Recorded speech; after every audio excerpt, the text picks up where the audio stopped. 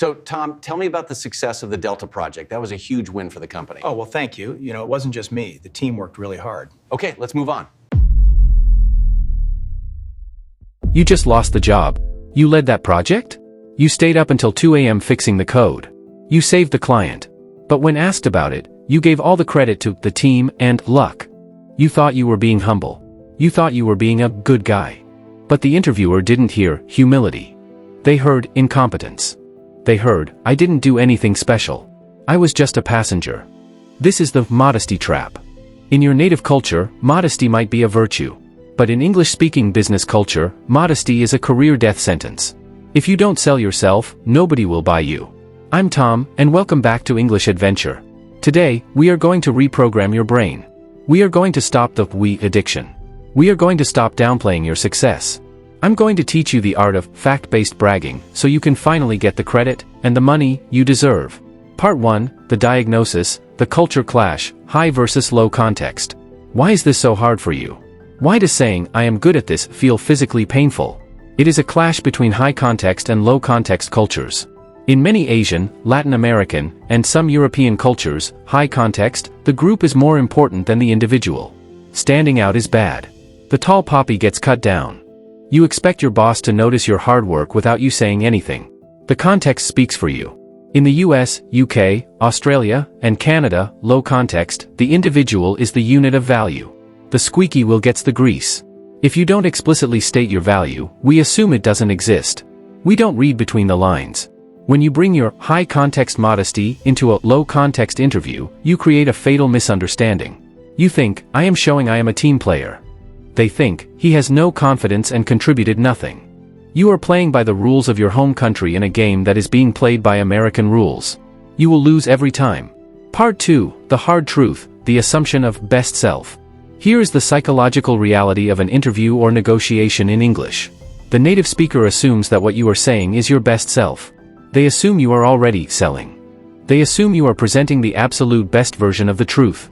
So, if your best self sounds average, they assume your real self is terrible. If you say, I helped the team a little bit, they translate that to, he made coffee and watched. If you say, it was a team effort, they translate that to, someone else did the work. Native speakers, especially Americans, are culturally trained to inflate their achievements slightly. They round up. You are rounding down. The gap between you and them is massive. You are not being arrogant by stating your facts. You are simply correcting the translation error. You are bringing your language up to the level of your actual performance. Part 3, the mechanic, the we versus I addiction. Let's look at the specific language that is killing you. It is the addiction to the pronoun we. You use we to feel safe. We spreads the responsibility. If we failed, it wasn't just me. If we succeeded, I'm not arrogant. But in an interview, they are not hiring we. They are hiring you. Every time you say we, you dilute your impact. Weak, we launched the new website in June. Okay, who clicked the button? Who wrote the code? Strong, I led the launch of the new website in June. Weak, we decided to change the strategy. Strong, I proposed a change in strategy, and the team aligned with me. You must force yourself to switch pronouns. It will feel unnatural. It will feel selfish. Do it anyway. You can give credit to the team after you have established your own role. But lead with I. Part 4, Tactical Protocol Number 1, Fact-Based Bragging, the Arrogance Cure. But Tom, I don't want to sound like a jerk. I don't want to be arrogant. Good. I don't want you to be arrogant either. There is a difference between arrogance and accuracy. Arrogance, subjective opinions about yourself. I am a genius. I am the best coder in the world. I am amazing. This is annoying because it is an opinion. Accuracy, fact-based bragging, objective data about your results. I increased sales by 20%. I managed a budget of $5 million. I reduced the error rate to 0. This cannot be arrogant because it is a fact. It is just data. The cure for the fear of bragging is data. If you rely on adjectives, I am hardworking, you sound weak. If you rely on numbers, I worked 60 hours a week, you sound strong. Stop talking about your personality, I am a good leader. Start talking about your output, I led a team of 50 people. Part 5, Tactical Protocol Number 2, the STAR Method 2.0, Result Heavy. You might know the STAR method: situation, task, action, result. It is standard interview advice. But most learners mess it up. They spend 90% of the time on the S&T, the context and the job, and 10% on the R, the result. Typical learner, well, the situation was bad, the servers were down, it was a crisis. 3 minutes of drama, so I fixed it. You are burying the lead. You need to flip the ratio. Spend 50% of your time on the result. And you need to quantify the result. The formula, action verb plus number plus outcome. I negotiated a 15% reduction in costs, which saved the company $20,000. I redesigned the workflow, which cut processing time by 2 days. Don't just say what you did. Say, so what? Why did it matter to the business? If you end your story with, and yeah, we finished it, you failed. End with impact. Part 6, Tactical Protocol number 3, the credit claiming script. What happens when someone actually compliments you? Boss, great job on that presentation, Tom. You, the reflex, oh, it was nothing. No big deal. Just did my job. Stop. You are rejecting the compliment. You are throwing the status in the trash. You are telling your boss, your judgment is wrong, this work was easy. You need a script to accept and amplify. Boss, great job. You, thank you. I put a lot of work into the research, so I'm glad it paid off. Accepts credit plus highlights effort. Boss, great job. You, thanks. It was a tough deadline, but I'm proud of how we managed it. Accepts credit plus highlights difficulty. Boss, great job. You, thank you. I really enjoyed leading this one. Accepts credit plus reinforces leadership.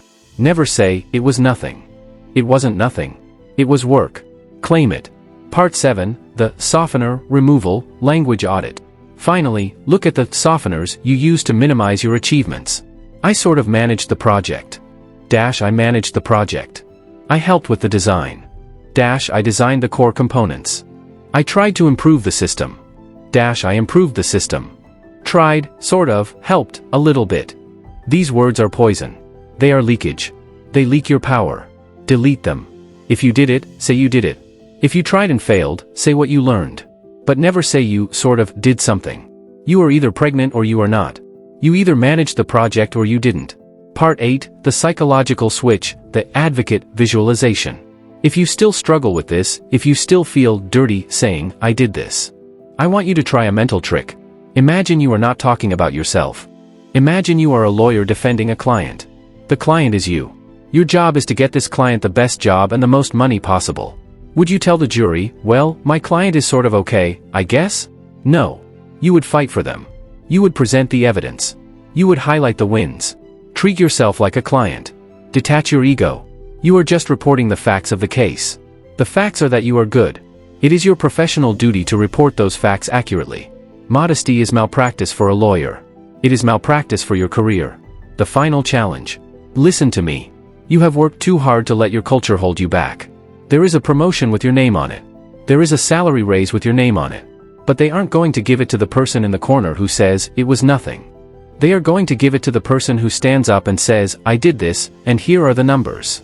It will feel uncomfortable. It will feel like you are wearing a suit that is too bright. Wear it anyway. Your challenge this week, write down 3 major achievements from the last year. Rewrite them using the pronoun I and include a number, data, in each one. I increased X by Y%. Memorize them. And the next time someone asks, how is work going, hit them with the data. Stop hiding. Stop minimizing. Start bragging, with facts. If you are ready to get the credit you deserve, hit the like button. Subscribe to English Adventure. Own your success. I'm Tom. You earned it.